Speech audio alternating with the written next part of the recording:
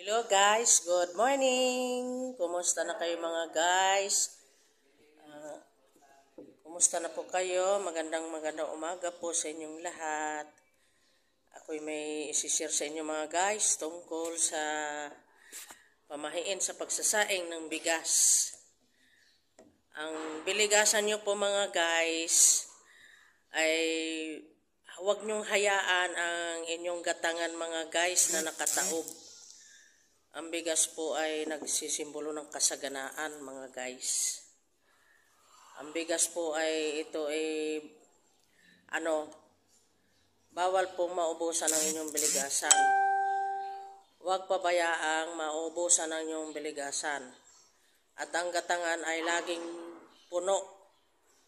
Kahit kaunti ang inyong bigas sa biligasan mga guys, laging punuin ninyo ang gatangan. Huwag hayaan